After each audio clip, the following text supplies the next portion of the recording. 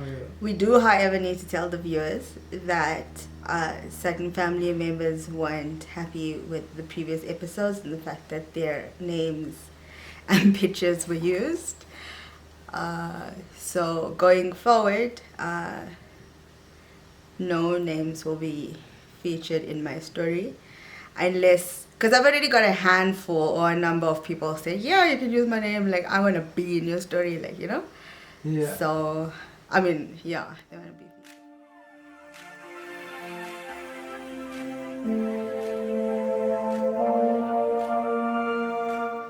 So, you were very young when you got married. Yeah,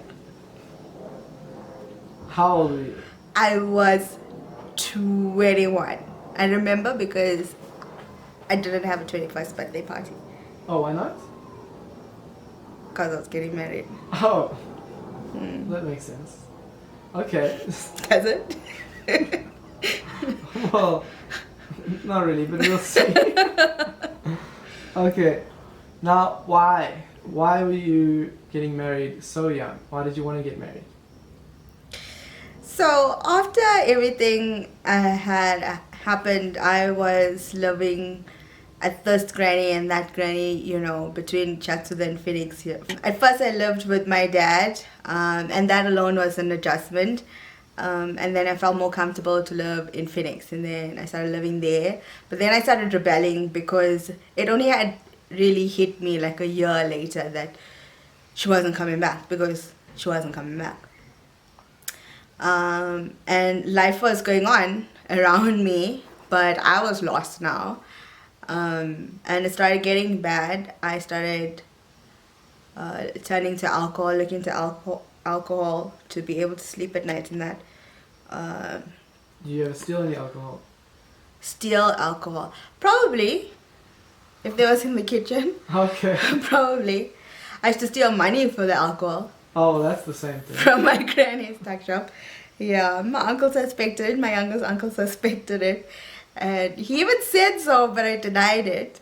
But yeah, I used to take 1 rand or like a 2 rand or whatever during the week, collected during the week, Yeah. to buy like a nook and drink that before bed. And then I realized that, okay, this is not normal. Did you drink whatever you could? Yeah. I mean, I was a child, so a So, little bit I could mean, get me. How much did you drink? I don't know, it depends. Maybe a glass or 2 or 3 a night. Jeez, okay. Yeah. And then I remember there was this time where I had my period and I didn't have pads, and my auntie had come visit Kogi. And I ended up telling her, and she got so upset that I didn't have pads that she immediately sent Adrian to go and get me pads. And she, I don't know if she complained or shouted with the fact that, you know, I didn't have. And someone had mentioned, I don't know who it was, but someone had mentioned, you know, like, what can we do? I mean, you know, everyone has their own lives. And then I remember thinking about it, and in fact, everyone did have, they were developing their own lives and, you know, getting children, and, you know, my cousins and them started being born and stuff. So they took care of me as much as they could take care of me, you know, like when they were around. But that wasn't an everyday thing. They did try, everyone did try, I'm not gonna lie, but it wasn't an everyday thing, you know. An everyday thing is like a regular occurrence of a period kind of thing, you know. And so I started feeling or developing this feeling of no sense of belonging anyway, both my mom's side and dad's side for some reason. Well, not for some reason, I have many reasons why I felt that way. But yeah, I started developing that feeling, and so I knew now that I needed to create a family of my own. I felt like I didn't belong anywhere. I mean, being around my cousins and them were pretty cool, you know, from my dad's side and my mom's side. But still, I didn't feel grounded. Like, my other cousins could turn to a mother or father, you know, for direction, guidance, or whatever. And I don't know, I didn't have that feeling. So I knew I needed to create it for my own. And that's what I started heading towards. And I developed this mentality of not just dating for fun, which I think is a great thing. I dated to be in a relationship, and not just date and see how it goes, and so my first basically serious boyfriend, like the first guy I brought home, was the guy I ended up marrying, because all my dad said to me was that I must finish my matric and give him my matric certificate, and then I could have my freedom, So I had a goal, and I knew that I was headed there, and on the process of achieving this goal, that's when this guy came about. So you basically wanted to make a family with the first guy you met? No, jeez, that sounds like a hoe. Yeah. It was my mom's 5-year ceremony, 5 years that she had passed away. And my family had thrown a big, Thanksgiving for her. And so my friends from high school had come with, and we had planned to go to the Chatsworth ABH fair. It's a big fair, it's like a whole bunch of things, Dancing. Yeah, and rides and everything.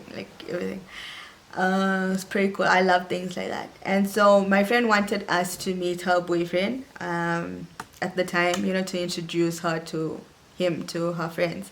And then he had brought 2 friends with as well. While they were speaking and while they were making arrangements, we had just shouted that, bring someone tall and fair. And what? It was tall and fair and something, probably old. I don't know. And so he brought along 2 friends.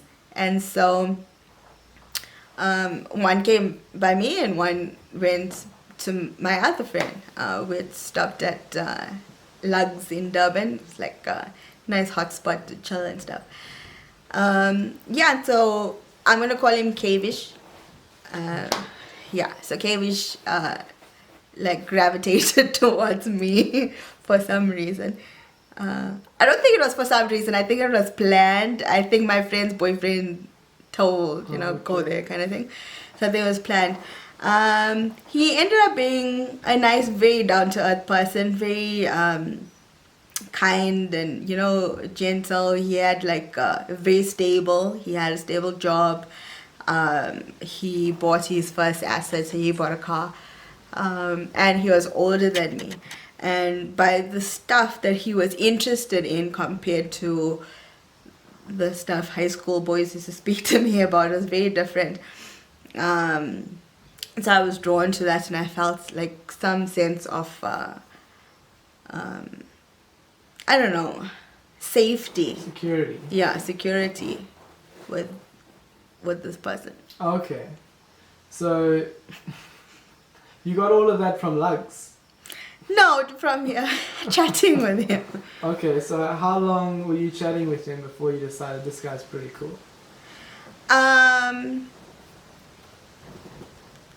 I would say a couple of days. He waited like a day or two to text me back and stuff. Oh, so he was playing it cool. Yeah, he admitted that he was and stuff.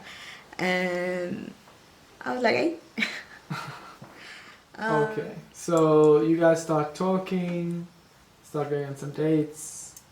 Not really. So he was living in Harrismith and I was living in Durban. So it was a long distance relationship.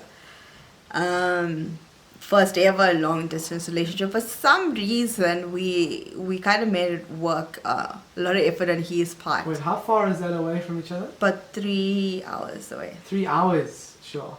So he would come down to Durban every weekend, almost, because his family was in Durban.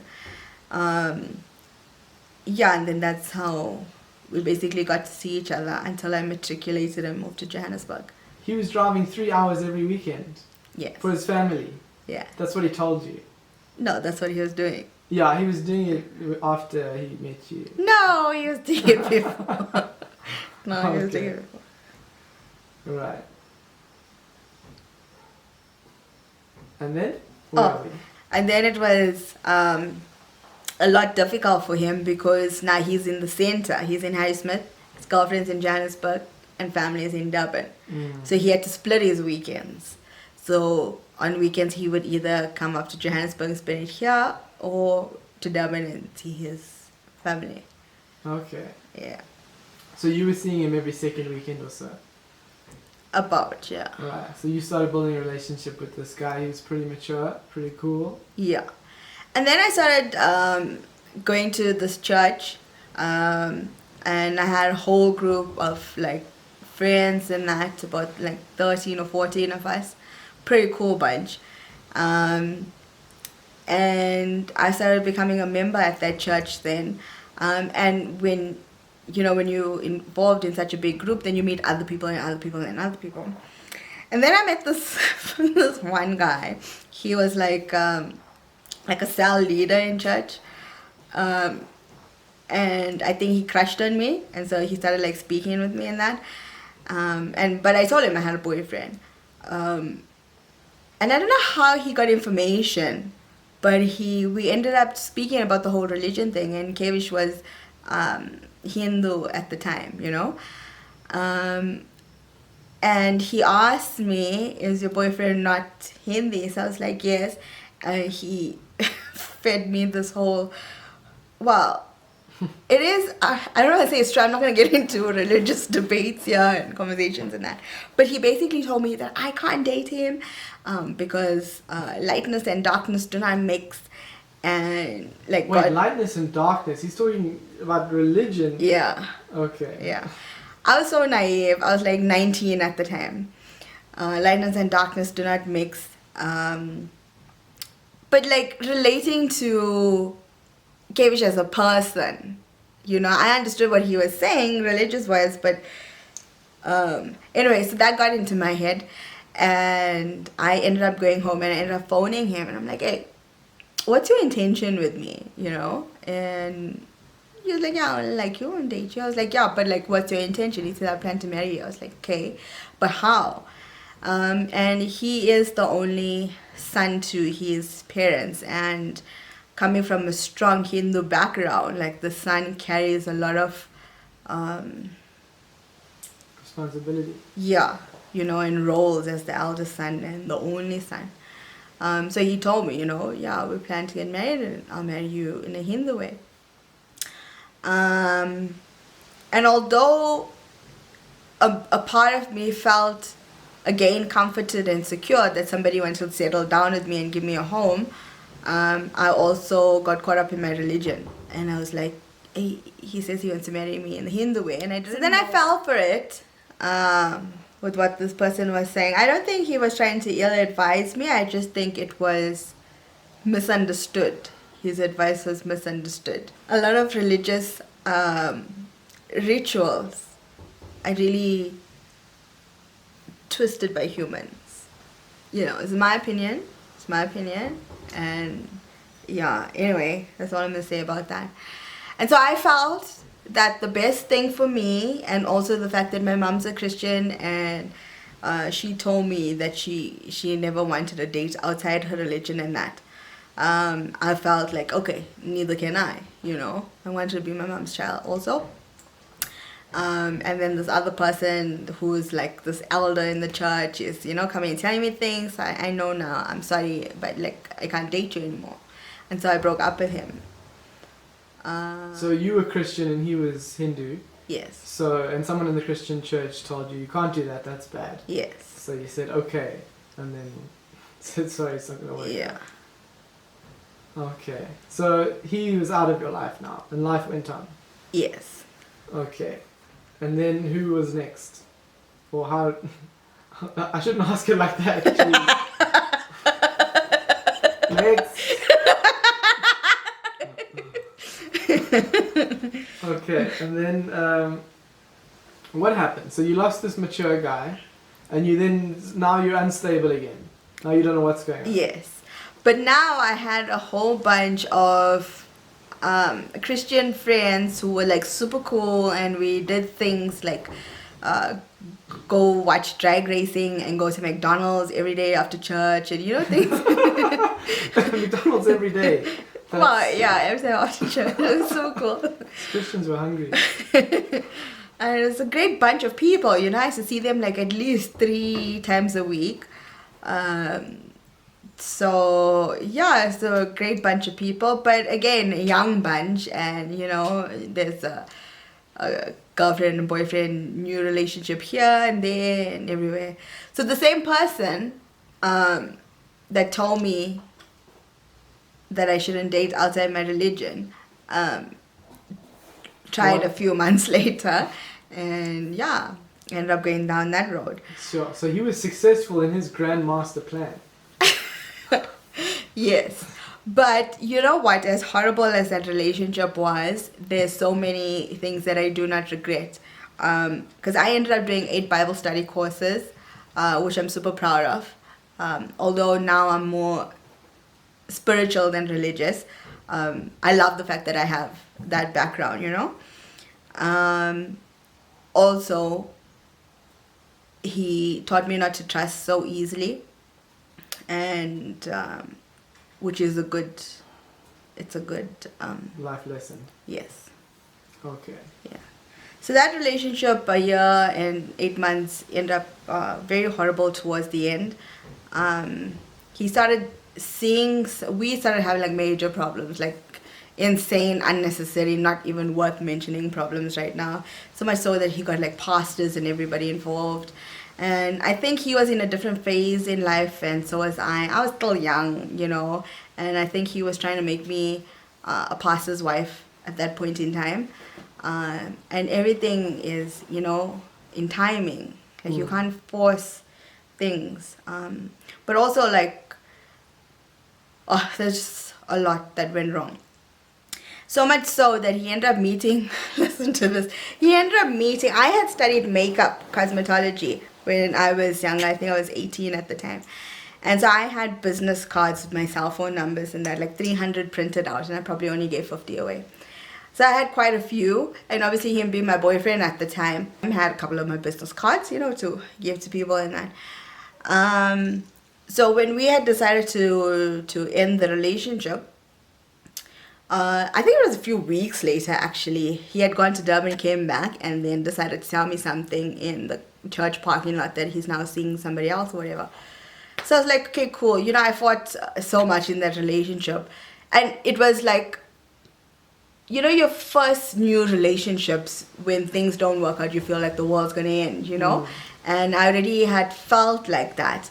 And I was at a point where I needed to pick myself up, you know, and move on. And I was at that point, and then he comes and hits me with a ton of bricks. Oh, I'm seeing somebody else, you know? Okay, fine. Went home. I remember I cried bitterly to my dad. It was the first time I cried to my dad about a guy. But shame, my dad was pretty cool. He just hugged me back. I'm sure he was either so angry that some other man is making me feel that way, or I don't know what he was feeling, yeah. But he just, like, he was a dad, and he just hugged me back, which I appreciated. You know, and I would think, well, I've seen in the movies, like, girls would share that with, you know, their moms. But my dad did a pretty good job there. I have to give him that. Okay. And then his now girlfriend, I remember I was having a bath, I was having a bubble bath, and my phone rings. Sorry, his now girlfriend. His then girlfriend. His then girlfriend, Right. yeah. They're probably still, I don't know if they're still together or what. But this new person he started dating. Well, my phone rings, and I'm in the bath, but my phone's there, so I answer, and this person says, hi, who's speaking or something? Now, I had to answer all calls because of potential clients for makeup, you know. So I said, Lyvel speaking. My second name was printed on the business card. So I said, Lyvel speaking, and the call cut. So I was like, okay. And I went to work, and I got a call from this guy, and he's telling me that how I must stop phoning his girlfriend and harassing her and saying things to her. So that hit me by a total shock. Like, what? Firstly, what's her name? Where's her number? Like, do I have it? I don't know.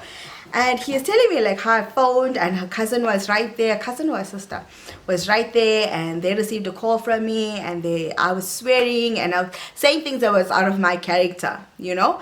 things that I had said. I can't remember now, but things that I had said back then. And I know that I wouldn't have said those things because there's certain words that I wouldn't have used, what he was telling me. And I couldn't understand how this was happening. You know, I went through my phone, there was no new number. Like, I just couldn't understand what was happening. And I put two and two together and I realized that, you know, I had received the call, I had confirmed that, yes, this is Lyvel. And the only thing I can suspect was that they got my business card out of his wallet, some way or somehow, you know. Got my number, they obviously know who the ex-girlfriend is, you know. Yeah, but that was like super horrible. And I think up until now, he still believes that I was phoning his girlfriend. But I swear to you, I've never But had what her number. motivation? Why do they think you were doing that? I don't know. I have no idea. Sometimes when girls are in new relationships, like, I don't know, they want to make sure that the ex is still an ex. Like, I don't know. The thing is, we weren't that long separated before he had gotten into this new relationship. So from a female's point of view, knowing, like, if I dated you and you had just gone out of a relationship 2 months ago, I would be a bit wary, you know what I mean? 2 years, that's comfortable. So here I was like a month or two separated, yeah. Off camera, and the crazy ex's girlfriend thing. Yeah. Then I remained single for a long while. I was enjoying myself. I realized then what single life was like because I was an adult basically, over the age of 18 now. So basically legal. You know, I went out with family members, aunties, like, you know, just having fun being girls. And then this one Sunday afternoon, I was watching The Bachelor, and my one aunt came to me and she was like, "When last did you speak to Kavish?" So I was like, "A long while." And she was like, "Why don't you phone him?" So I was like, "No, why did I phone him? What would I say?" And so I didn't. But then that stuck in my head, you know, played in my head. It's like, should I, shouldn't I? And so I ended up sending him a text, and he texted me back that same night. And then we started chatting. And well, long story short, yeah, decided to give it a second chance. Okay, but now you were in Joburg at this point. Yes. And he was still in Harry Smith. He was still in Harry Smith. And during this period, that almost 2 years that we were separated, he told me that he went on his own self-finding journey. So he hadn't dated anybody, and he started, because of the reason of why I decided to end the relationship, he decided to see what it was about. So he ended up getting himself a Bible and reading, and then he ended up going by himself, so not with other people and whatever, just to visit a church, just to see what it was about. He said he didn't understand all of it because, you know, but he said that what made him decide to make that change was the way he felt. And also a whole bunch of things, this is what he said, right? A whole bunch of things made sense. Whereas in the past, things that he used to do didn't make sense. And so he then decided to take the chance and, take the chance? Well, he decided to then, become Christian. A lot of people suspected, because when we had decided to come back again together, they thought that he converted because of me. But that wasn't the case. Had he converted before you phoned him that day? Yes. He was in the process of. Oh, okay. In the process of. He had already visited churches, already started reading Bibles, listening to songs and all of that. Like, I was shocked. Sure, okay. So you were quite excited now, because now the religion's... Yes, because now the religion's not a problem. Yeah. Yeah. It was excellent, because now I could go through this journey. I had 8 Bible study courses. I could go through this journey with now a newborn Christian who's going to be so greedy and hungry for knowledge. You know, we get to walk this journey, and we ended up going to church like 2 times on a Sunday, and, you know, joining the rest of the crew, the 13 other people that I spoke about. It was a big group of happy people. Okay. Yeah. But then I started getting, I don't know Well, the thing is, I know what it is. What I'm gonna say is that, okay, let me just speak. I just started getting that feeling again of no sense of belonging. So he was still living in Harrismith, and so we were still doing the long distance thing. So now he was driving up to Joburg every week or every second week? I think it was more to Joburg than Durban, because I remember him saying that he used to feel bad not seeing his sisters and his parents and that. I also felt bad, you know, a couple of times, because he basically had to choose, and the thing is, because it was a new relationship, like he was heavily invested in it, you know. So it was a hard situation to put him in. Yeah, and then I started feeling insecure again. It just comes randomly, like phases, because everything was going well, but I guess if there was nothing concrete or nothing solid, I don't know, I just again started feeling there was no sense of belonging. I don't know how to say what else. Without telling the story? Yeah. Can't you just tell it? You don't want to tell it. Let me try again. Because there was this incident, and I'm not going to mention names, but there was this incident where lunch was being prepared for everybody but myself. And it made me feel again, you know, that I don't like belong somewhere. And then I started speaking to Kavish about this, and I was like, you know, I needed something to happen with us. And in that same group of people, a couple had gotten engaged in that, you know, and they were speaking about what they were going to do, you know, like get a place together and, you know, build a family together. And that's exactly what I craved, because I just couldn't find my ground. I just couldn't find a sense of belonging, and so I believed that I needed to create my own. And by creating my own, find a suitable partner, stable partner, get a foundation, so get a place together and build a family from there. And that was going to be, you know, mine. And so I started speaking to him about it. And he knew what I was saying, but he was so honest. And because while we were dating, he ran his phone bill up to like 20,000 with Vodacom. So, and he wasn't earning that much, you know. You should have a better plan. Yeah, like top up. Yeah, I don't know. I'm sure there's something better than that. Shame. So it took him a long while to pay that off. So money was tight. Money was tight. Money was tight. Money was tight. And he was honest enough, and he says, listen, like, he knows what I want, and he wants that as well, but he is like, I don't have money to buy you a ring, you know. And impulsively I said, I don't care. Like, it's not the ring that signifies anything or whatever, you know, I just need us to be. And he understood that. And a few months ago, I had ordered a name chain, right, with my name on it. So it has to be custom made. And I was paying that off. So what he had done was, obviously there was no money to buy me an engagement ring. So he thought that he would go and pay that chain off and use that as a symbol, you know, when he proposed. And so that's what he did. Right, and then you said yes. Well, yeah. Okay, so now you're engaged. Very excited. Yes. Very excited. Married the dreams. Same religion. Everything's great. I'm just trying to get into your mind frame at the time. Yeah, don't say all wrong things.